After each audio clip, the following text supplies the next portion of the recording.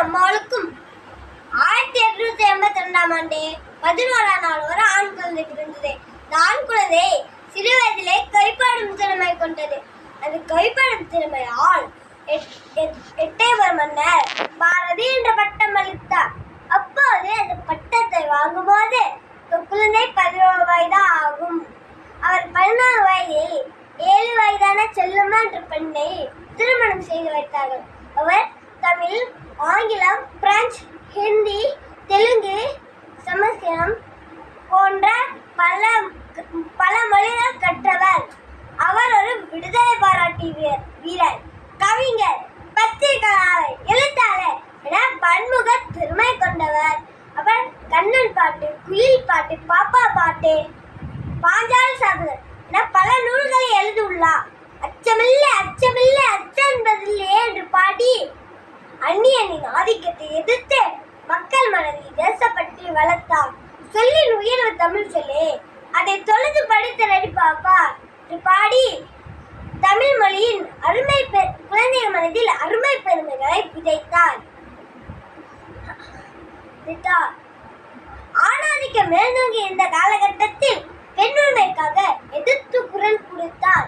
சட்டங்கள் ஆவரப்பட்டங்கள் சேவையில் பாரதி பெண்களை நடத்த வந்தோம் பாடி பெண்ணுக்கு விழிப்புணர்வு கொடுத்தார்.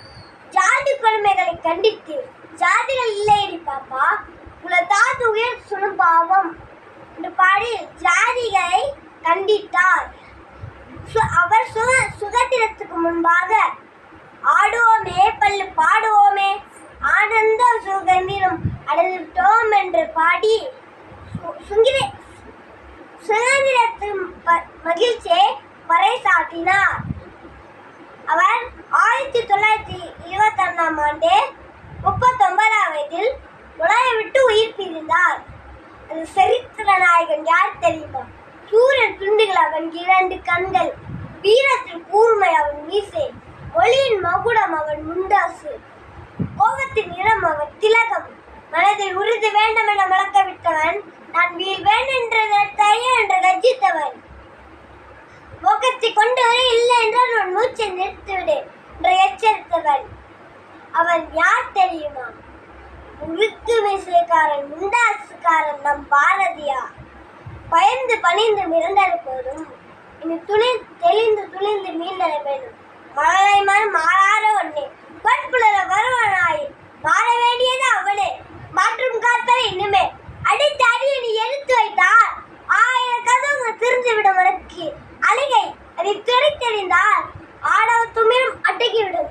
வலியது மட்டுமே பிளந்திருக்கும் விதின் மாறாமல் வீரம் கண்ணி வெளிவா பெண்ணே என்று பாடின பாரதியிடம் கொண்டாடும் போது தமிழ் தன்னை தானே கொண்டாடுகிறது.